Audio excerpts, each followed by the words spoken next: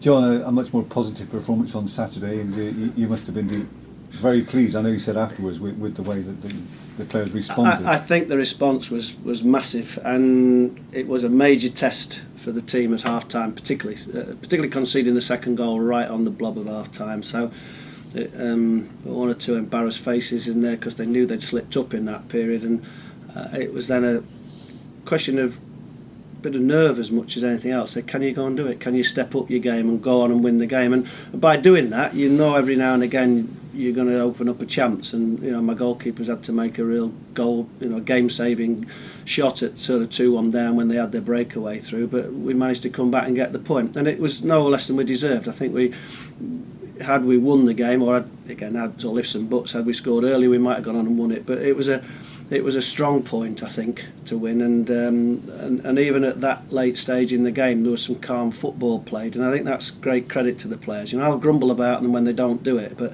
when you're chasing a game at about 88, 89 minutes, you can get a bit frantic, and your decision making gets a little bit wild. But there was a lot of calmness even at that stage to find the space, to find the goal, to find the shot that finished up getting us a point. So fair play to them. I've got to praise them for coming back, and you know, but I complain about them sort of giving the goals away in the first place, but particularly the second one. You know, the first one was a lack of concentration, and the second one is, again, is a very similar one where we've not picked up and taken two out for the corners, which we've done all through the first period. So, you know, you're asking the players why, and they sometimes don't know why. You know, but like I said again, I think at the end I'm dealing with people, and we make mistakes. You know, there's nearly 6,000 people in the ground on Saturday, and not one of those people has never made a mistake, have they? They've all made some, but we make it in the public eye, and it counts big time because it's a game of football, and you've only got an hour and a half to sort of get on with it. So fair play though, we got a point, and now we've got to go and work hard because we've got some tough games coming up.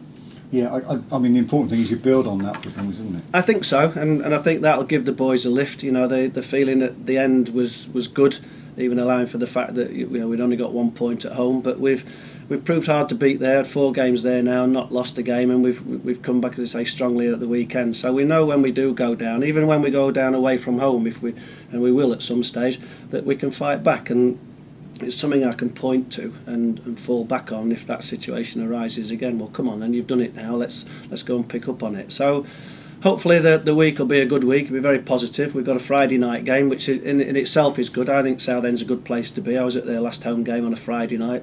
It's pouring with rain, but a good crowd, you know, and they get behind their team, and it's always a good atmosphere under floodlights. So I would expect my players to be looking forward to this weekend.